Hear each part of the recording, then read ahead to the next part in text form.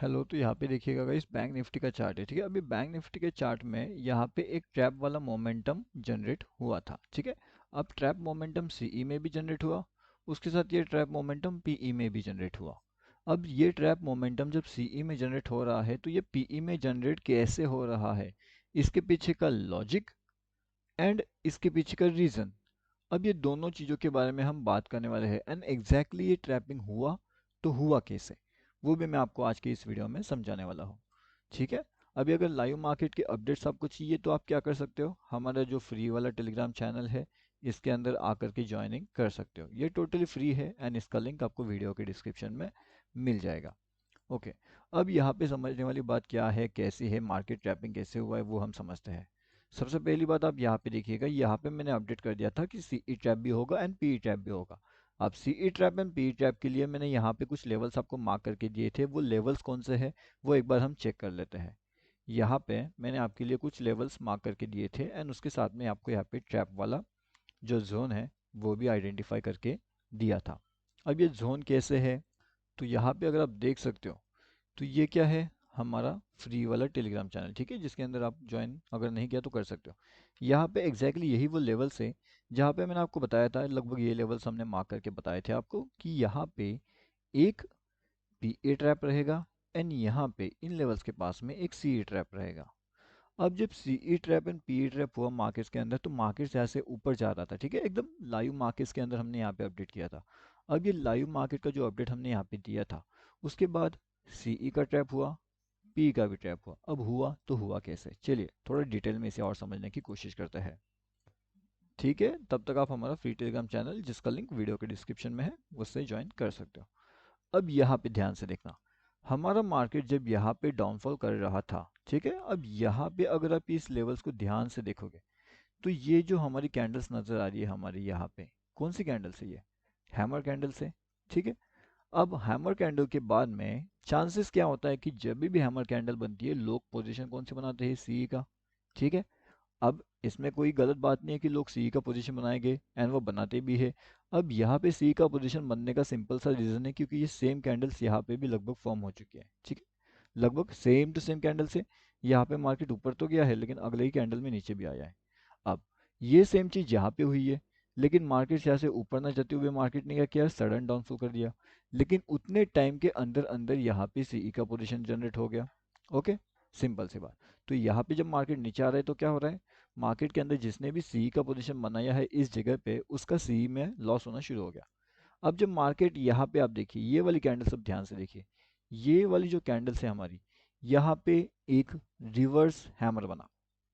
ठीक है, तो रिवर्स हैमर, अब जब यहाँ पे रिवर्स हैमर बन रहा है तो इसका सिंपल सा मतलब होता है कि जिसने भी सी परचेस किया होगा वो तुरंत अपनी एंट्री पी में कर लेगा। ठीक है, सिंपल सी बात।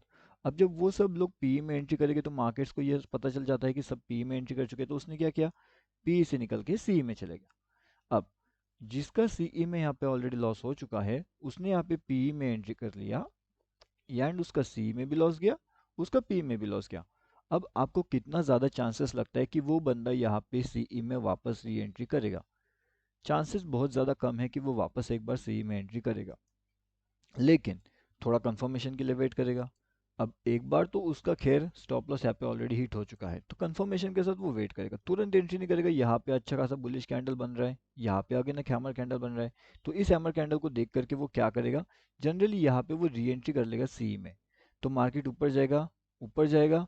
लेकिन यहाँ पे ध्यान से देखना, अब यहाँ पे ये जो कैंडल्स है इस कैंडल्स के अंदर आपको क्या समझ में आ रहा है कि मार्केट ऊपर जा रहा है। अब इसका जो पहला लॉस हो चुका है, मान लेते हैं यहाँ पे 500 का लॉस एंड पी में अगर उसका 500 का लॉस हुआ है, अब यहाँ पे अगर वो जा रहा है तो उसको लगभग 300 का प्रॉफिट दिखेगा, लेकिन उसका लॉस अभी तक 1000 का है।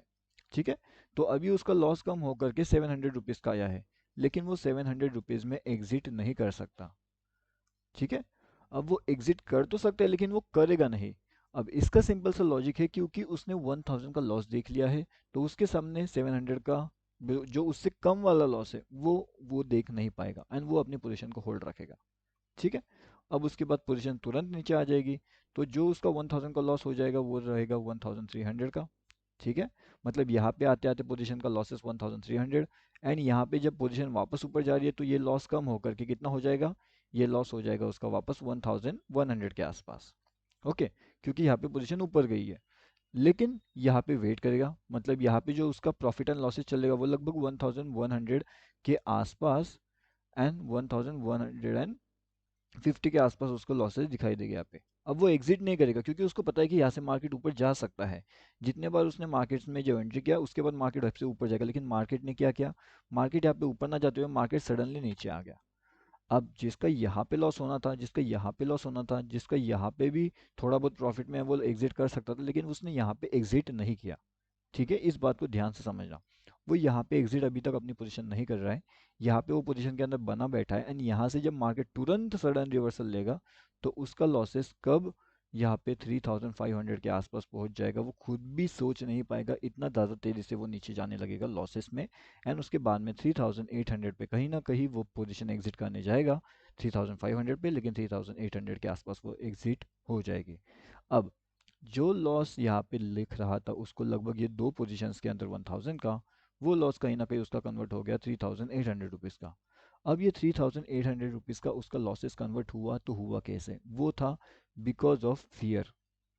ठीक है, अब ये फियर है, ये फियर ऐसा है कि लूज आउट होने से फियर है कि जो मिल रहा है वो तो उससे भी ज़्यादा लेके जाएंगे, लेकिन इसी का फियर की वजह से क्या किया इसने, होल्ड करके रखा एंड मार्केट ने इसका सभी का सभी स्टॉप लॉस खत्म कर दिया यहाँ पे। एंड उसके बाद में तो आप देखोगे तो मार्केट ने इतना ज़्यादा सडन मोमेंटम लिया है। आप ये खुद सोच करके देखिए, अगर किसी का बाइंग यहाँ पे हुआ है सी का पोजीशन, एंड अगर उसने ये सोच करके होल्ड किया होगा कि मार्केट यहाँ से रिवर्सल लेकर के ऊपर आ जाएगा, एंड मार्केट यहाँ पे रिवर्सल लिया ही नहीं बल्कि मार्केट कंटिन्यूसली डाउनफॉल करते गया, तो यहाँ पे क्या कहने वाले हो।